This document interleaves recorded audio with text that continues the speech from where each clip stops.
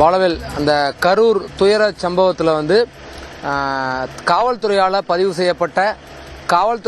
செய்யப்பட்ட அந்த வழக்கில் வந்து தவேகாவினுடைய பொதுச் செயலாளர் ஆனந்த்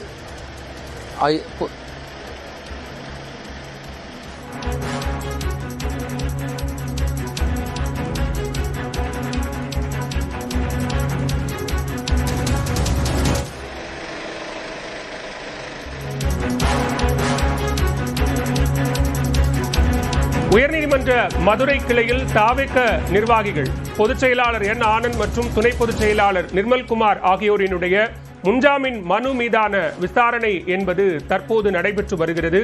பல்வேறு பொதுநல வழக்குகள் உள்ளிட்ட மனுக்கள் மீதான விசாரணை உயர்நீதிமன்ற மதுரை கிளையில் நடைபெற்ற நிலையில் தற்போது இருவரது முன்ஜாமீன் மனு மீதான விசாரணை நடைபெற்று வருகிறது. கூடுதல் விவரங்களோடு இணைகிறார் வெற்றி விவரங்கள்.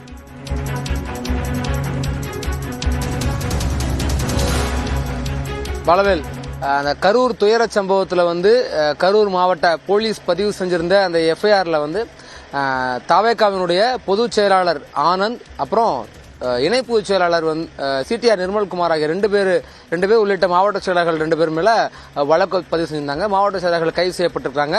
இவங்க 2 பேரும் பொதுச் செயலாளர் ஆனந்த் மற்றும் இணை பொதுச் செயலாளர் நிர்மல்குமார் வந்து தலைமறைவா இருக்கிறாங்க. அவங்கள போலீஸ் தனிப்படை அமைச்சு தேடிட்டு வர்றதாக தகவல்கள் இருக்கிற நிலையில அவங்க 2 பேருமே உயர்நீதிமன்ற மதுரை கிளையில வந்து தங்களுக்கு முன்ஜாமீன் கொடுக்க கோரி முன் பிணை கோரி மனு தாக்கல் செஞ்சிருந்தாங்க.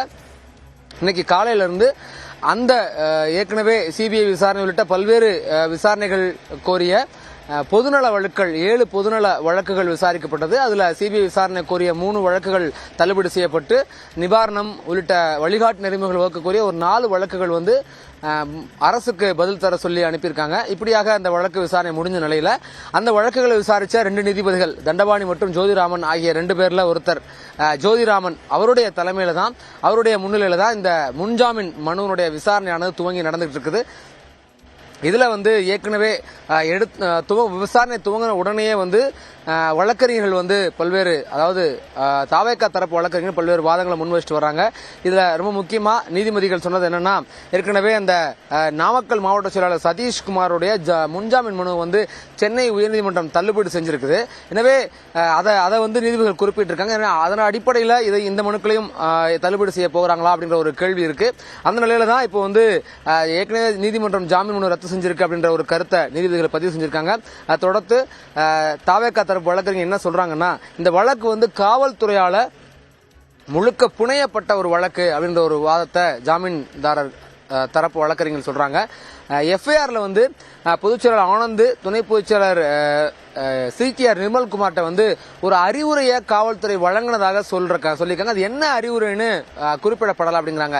அது காவல்துறை தொடர்ச்சியா சொல்லும் போது ஏற்கனவே என்ன சொல்றாங்கன்னா, இந்த கூட்டம் பெரிய அளவுக்கான கூட்டம் இருக்கு, இந்த கூட்டத்துக்குள்ள இந்த இடத்துல நின்று பேசலாம், நீங்க வந்து கூட்டத்துக்குள்ள வர வேண்டாம், மக்களை விலக்கிக்கிட்டு உள்ள வர வேண்டாம், முன்னால நின்று பேசுங்க அப்படின்னு ஒரு அறிவுரை கொடுத்ததாக ஏற்கனவே காவல்துறை தரப்புல தெரிவிக்கப்பட்டு வந்த நிலையில இங்க என்ன சொல்றாங்கன்னா, எஃப்ஐஆர்ல வந்து அறிவுரை கொடுத்ததாக சொல்லியிருக்காங்களே காவல்துறை, அது என்ன அறிவுரைங்கிறத சொல்லல அப்படிங்கிறாங்க. அப்புறம் காவல்துறையினுடைய செயல்பாடு ஏற்புடையது அல்ல அப்படின்ற ஒரு வார்த்தையை பதிவு செஞ்சிருக்காங்க. ஆனந்த் இந்த மனுதாரர் தரப்பு வந்து இந்த வார்த்தைகளை பதிவு செய்றாங்க. மாநில அரசுக்கு பொறுப்பு இருக்குது, இந்த விவகாரத்துல மக்களுடைய உயிர் பலியை தடுக்கிறதுல மாநில அரசுக்கு பொறுப்பு இருக்கு அப்படின்ற ஒரு வார்த்தையை செய்யறாங்க.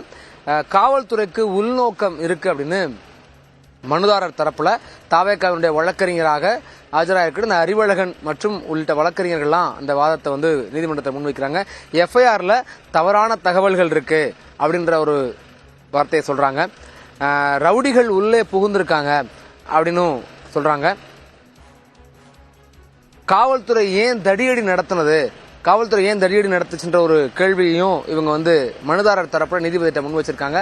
ஆக இந்த முன்ஜாமீன் கோரிய வழக்குல வந்து நீதிபதிகள் என்ன முடிவு எடுக்க போறாங்கன்ற ஒரு பெரிய எதிர்பார்ப்பு இருக்கு. அதுக்கு முன்னாடி வந்து முதல் முறையாக, அதாவது அவங்கள்ட்ட மனுதாரர் தரப்பினுடைய வாதங்களை வந்து நீதிபதி கேட்டுக்கிட்டு இருக்காரு.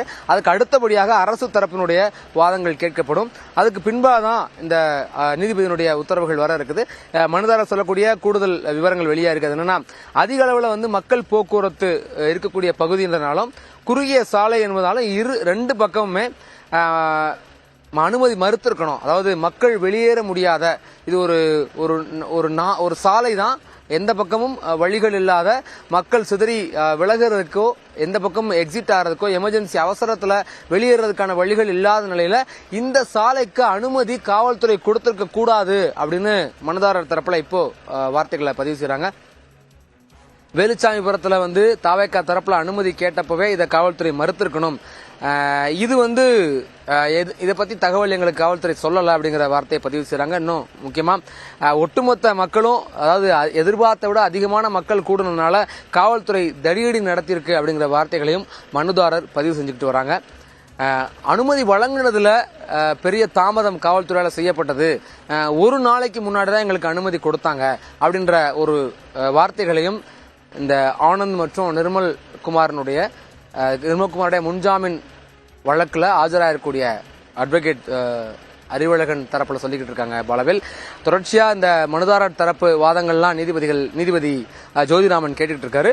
இது தொடர்ந்து அரசு தரப்பினுடைய வாதங்களும் இன்னும் சில நிமிடங்கள்ல அடுத்தடுத்து நமக்கு தெரிய வர இருக்கு. பாலவேல், தாவேக்க தரப்பில் நிர்வாகிகள் பொதுச் செயலாளர் என் ஆனந்த் மற்றும் துணை பொதுச் செயலாளர் நிர்மல்குமார் ஆகியோர் தாக்கல் செய்திருந்த முன்ஜாமீன் மனுக்கள் மீதான விசாரணை தற்போது சென்னை உயர்நீதிமன்ற கிளையில் நடைபெற்று வருகிறது. மனுதாரர்கள் தரப்பில் வழக்கறிஞர் அறிவழகன் உள்ளிட்ட வழக்கறிஞர்கள் தங்களது தரப்பு வாதங்களை முன்வைத்து வருகிறார்கள். இது தொடர்பான தகவல்களை வழங்கிக் கொண்டிருக்கிறார் செய்தியாளர் வெற்றி. அதே நேரத்தில் தங்கள் தரப்பில் இருக்கக்கூடிய வாதங்கள், காவல்துறை தடியடி நடத்தியது ஏன் என்றும் அந்த இடத்தை தேர்வு செய்து வழங்கியது ஏன் என்பது உள்ளிட்ட மனுதாரர் தரப்பிலான வாதங்கள் தொடர்ந்து முன்வைக்கப்பட்டு வரக்கூடிய நிலையில் ஒரு நாளைக்கு முன்னதாகத்தான் அந்த பகுதியில் தங்களுக்கு அனுமதி வழங்கப்பட்டதாகவும், கூட்டத்தில் ரவுடிகள் புகுந்து விட்டதாகவும், காவல்துறை தடியடி நடத்தியதாகவும் தற்போது ஆனந்த் மற்றும் நிர்மல்குமார் தரப்பு வழக்கறிஞர்கள் தங்களது வாதங்களை நீதிபதி முன்பு முன்வைத்து வருகிறார்கள். வெற்றி, தற்போது இந்த வாதங்கள் நிறைவு பெற்று அரசு தரப்பு காவல்துறை தரப்பு வாதங்கள் என்பது எப்போது தொடங்க இருக்கிறது?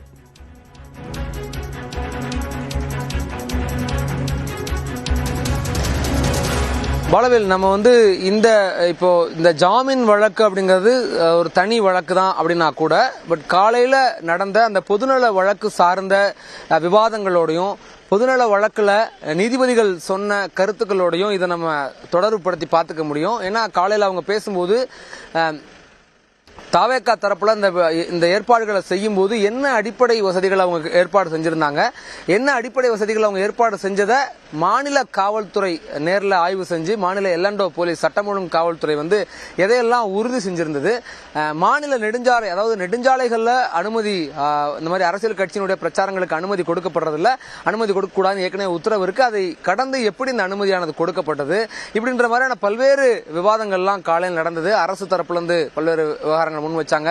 சிபிஐ விசாரணை கூட கேட்கப்பட்ட நிலையில் அதை அந்த வழக்கை தள்ளுபடி செஞ்சிருக்கு. அதாவது ஏன்னா விசாரணை ஆரம்ப நிலையில் இருக்கிற காரணமாக. அதனால இப்படி இந்த காலையில் நடந்த இந்த விவகாரங்களையும், அதுல நீதிபதி சொன்ன கருத்துக்களையும், அப்போ அரசு தரப்புலையோ மனுதாரர்கள் தரப்புலையோ முன் வச்ச கருத்துக்களையும் இப்போது இந்த ஜாமீன் வழக்கோட நம்ம அதனோட அடிப்படையாக நம்ம வச்சு பார்க்க முடியும். ஏன்னா ஜாமீன் வழங்கக்கூடிய இந்த விவகாரத்திலையும் நேரடியாக அவங்க என்ன ஜாமீன் கொடுக்கறதா இல்லையா அப்படிங்கறத சுத்தி இந்த வழக்கினுடைய அடிப்படைகளை தான் இப்ப பேச ஆரம்பிச்சிருக்காங்க. இந்த வழக்குல சம்பவத்துல என்னெல்லாம் நடந்திருக்கு, இந்த சம்பவத்துல எங்க குற்றம் நடந்திருக்கு, யார் பொறுப்பேற்கிறது, யார் இதுக்கான தார்மீகமான பொறுப்பை ஏற்க முடியுன்ற மாதிரியான பல்வேறு அடிப்படைகளை நோக்கி தான் இப்போ இந்த வாதங்கள்லாம் முன்வைக்கப்பட்டு வருது. அதுல இதுல என்ன இப்போ அடுத்து இந்த தொடர்ச்சியா பார்த்துக்கிட்டே வர்றோம். மனுதாரர் பொதுச்செயலாளர் ஆனந்த் மற்றும் சிடிஆர் நிர்மல்குமாருக்கான அந்த முன்ஜாமீன் வழங்குறதுல நீதிபதிகள் முதல்ல இவங்களுடைய வாதத்தை கேட்கிறாங்க, மனுதாரர் தரப்பு வாதத்தை. அதுல தொடர்ச்சியா அவங்க பேசிக்கிட்டு இருக்கிறது என்னன்னா, காவல்துறை தான் இதுக்கு பொறுப்பேற்கணும். இதுல எஃப்ஐஆர்ல தவறான தகவல் இருக்குது, ஆனந்துக்கும் நிர்மல்குமாருக்கும் சில தகவல்கள், சில அறிவுரைகளை காவல்துறை கொடுத்ததா சொன்னாங்க. அது என்ன அறிவுரை அப்படிங்கறதே எஃப்ஐஆர்ல இல்ல, இப்படிங்கிற வாதங்களை சொல்றாங்க. ரொம்ப முக்கியமா இந்த கூட்டத்துக்குள்ள ரவுடிகள் உள்ள புகுந்துட்டாங்க, காவல்துறை தடியடி நடத்தினாங்க, இப்படின்ற வார்த்தைகளை பதிவு செஞ்சுக்கிட்டே வர்றாங்க.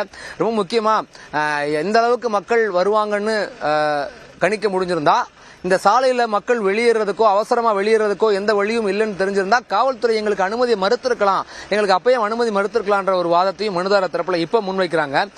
வேலுச்சாமிபுரத்துல வந்து இப்படி ஒரு சூழல் இருக்குங்கிறத எங்களுக்கு காவல்துறை தெரியப்படுத்தல அப்படின்னு மனுதாரர் தரப்புல சொல்றாங்க.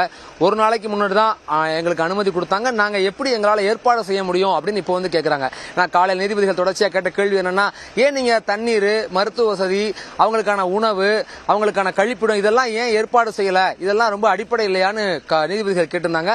இப்போ வந்து என்ன ஒரு வார்த்தையை பதிவு செய்யறாங்கன்னா, ஒரு நாளைக்கு முன்னாடி தானே எங்களுக்கு அனுமதி கொடுத்திருந்தாங்க, ஒரு நாளுக்குள்ள நாங்க எப்படி இந்த ஏற்பாடுகள்லாம் செய்ய முடியும் அப்படின்ற ஒரு கேள்வியை வந்து நீதிபதிகள் முன்னாடி தங்களுடைய வாதமா வைக்கிறாங்க. இன்னொன்னு, அனைத்து விதிமுறைகளையும் பின்பற்றிருக்கும், எந்த விதிமுறையும் மீறல அப்படிங்கிறாங்க. காவல்துறை சொல்லது வந்து குறிப்பிட்ட நேரத்துக்கு ஒரு வரல, எதிர்பார்த்த விட அதிக அளவுக்கு வந்தாங்க அப்படின்ற மாதிரியான வார்த்தைகளை பதிவு செஞ்ச நிலையில எந்த விதிமுறைகளையும் நாங்க மீறல அப்படிங்கிறாங்க. இன்னொன்னு ரொம்ப முக்கியமா, ஒரு நாளைக்கு முன்னாடி அனுமதி கொடுத்திருந்த நிலையில வேற இடத்துல அனுமதிக்கு முறையிட வந்திருக்காங்க. அப்போ வந்து ஏதோ நீதிமன்றத்துக்கு வெடிகுண்டு மிரட்டல் வந்திருந்தனால, அந்த தொடர்பான வழக்குல இருந்தனால, அந்த தொடர்பான வேலைகள் இருந்தனால அன்று முறையிடவில்லை, அதனால வேலுச்சாமிபுரத்தில் நடத்தக்கூடிய நிலை வந்தது அப்படிங்கிறாங்க. இப்போ அவங்க வந்து வேலுச்சாமிபுரம் அப்படிங்கிறது ஆனந்த் வந்து அவருடைய ஏற்போட தேர்வு செய்யப்பட்ட இடம், தாவேகா ஏற்றுக்கொண்ட ஒரு இடம், அவங்களுடைய அனுமதியோட அவங்களுடைய ஆலோசனையின் அடிப்படையில் தான் அந்த இடம் ஒதுக்கப்பட்டதாக காவல்துறை சொன்ன நிலையில இப்ப பார்த்தா அவங்க வேலுச்சாமிபுரத்தில் வந்து நடத்த வேண்டிய ஒரு வேற வழியே இல்லாம வேலுச்சாமிபுரத்தை நடத்துற ஒரு நிலை வந்ததாக இவங்க நீதிமன்றத்தில் தாவேகா தரப்புல பதிவு செய்றாங்க. மாவட்ட செயலாளர் இப்ப கைது செய்யப்பட்டிருக்காரு மதியழகன், அவர் வந்து முறைப்படி அனுமதி பெற்றிருக்காரு. கூட்ட நெரிசலுக்கு யார் காரணம், யார் மேலேயும் தவறு இருக்கலாம், யார் மீதும் தவறும் இருக்கலாம் அப்படின்ற ஒரு வாதத்தை பதிவு செய்றாங்கன்னா, இவங்க காவல்துறை மேல வைக்கிறாங்க, வெவ்வேறு குற்றச்சாட்டுகளை பதிவு செஞ்சாங்க. இந்த நிலையில வந்து இப்படி ஒன்று சொல்றாங்க. இப்ப அடுத்து ஒரு வாதத்தை முன்வைக்கிறாங்க. காலியான ஆம்புலன்ஸ் வந்து கூட்டத்துக்குள்ள கொண்டு வரப்பட்டுச்சு அப்படிங்கிறாங்க. இது என்னன்னா, அந்த இடத்துல விஜயினுடைய வாகனத்தை நோக்கி காலனியை வீசி அந்த மக்கள் கவனத்தை திருப்பினது வந்து அவங்க மயங்கி இருக்காங்க, அவங்களுக்கான அவசர உதவி இருக்கு, தேவை இருக்குன்னு அவங்க சொல்றதுக்கு எரிஞ்ச நிலையில அந்த இடத்துல விஜய் தான் வந்து ஆம்புலன்ஸை வர சொல்லுங்கன்னு சொல்லியிருந்தாரு. சொன்னதுக்கு அப்புறம் தான் தாவேகாவினுடைய கட்சியினுடைய கொடி, அதனுடைய ஸ்டிக்கர் ஒட்டின ஆம்புலன்ஸ் தான் வந்திருந்தது. இப்போ அவங்க வந்து என்ன சொல்றாங்கன்னா, அந்த ஆம்புலன்ஸ் தொடர்ந்து 108 ஆம்புலன்ஸ், பல்வேறு தனியார் ஆம்புலன்ஸ் எல்லாமே வந்திருந்தது. அதுலதான் எல்லாருடைய உடல்கள் எடுத்துட்டு போகப்பட்டுச்சு, மக்கள் சிகிச்சை கொண்டு போகப்பட்டாங்க. இப்போ வந்து கூட்டத்துக்குள்ள காலியான ஆம்புலன்ஸ் கொண்டு வரப்பட்டது அப்படிங்கிறாங்க. ஏன்னா இந்த மக்கள் எல்லாம் வந்து காயமடைஞ்சவங்க எல்லாம் எடுத்துட்டு போனதுக்கு அப்புறம் கடைசியில பாக்குறோம், ஆம்புலன்ஸ் டிரைவரை மறிச்சு தாவேகா உறுப்பினர்கள், தொண்டர்கள்லாம் தாக்கியிருந்தாங்க. அப்பவும் காவல்துறை தடியடி நடத்தி அவங்களை விரட்டி இருந்தாங்க. அந்த தாக்குன சம்பவம் அது மேல ஒரு பல்வேறு கேள்விகள் இருந்தது. ஆம்புலன்ஸ் ஓட்டுநரை ஏன் இவங்க தாக்குனாங்க அப்படின்னு. இப்ப என்ன சொல்றாங்கன்னா, நீதிமன்றத்தில் காலியான ஆம்புலன்ஸ் கூட்டத்துக்குள்ள கொண்டு வரப்பட்டது அப்படிங்கிறாங்க. அது அப்ப இருந்து அவங்க முன்வைக்கக்கூடிய ஒரு வாதங்கள்ல ஒண்ணு. விபத்தை வந்து விபத்தா தான் பார்க்கணும், அதுக்காக பொதுச் செயலாளர் மேல எப்படி வழக்கு பதிவு செய்ய முடியும்னு ஒரு கேள்வி எழுப்புறாங்க. இந்த கூட்டத்துக்கு அனுமதி வாங்கியவர், அதாவது இதுக்கான அந்த கட்சியினுடைய பொதுச் செயலாளர் அப்படிங்கிற அடிப்படையில் வழக்கு பதிவு செஞ்சிருக்கதா காவல்துறை சொல்லியிருந்தாங்க. ஆனா இவங்க வந்து ஒரு விபத்தா தான் பார்க்கணும், எதுக்கு பொதுச் செயலாளர் மேல வழக்கு பதிவு செய்றீங்கன்ற ஒரு கேள்வியை, ஒரு வாதத்தை நீதிபதி முன்னாடி மனுதாரர் தரப்பில் வைக்கிறாங்க. கூட்டத்தை கட்டுப்படுத்துறதுக்கான பொறுப்பு யாருக்கு இருக்கு? கூட்டத்தை கட்டுப்படுத்துறது அரசினுடைய கடமை. கட்டுக்கடங்காத கூட்டம் இருந்தாலும் காவல்துறை கட்டுப்படுத்திருக்கணும். எங்கிட்டையும் சில வீடியோ ஆதாரங்கள் இருக்குது,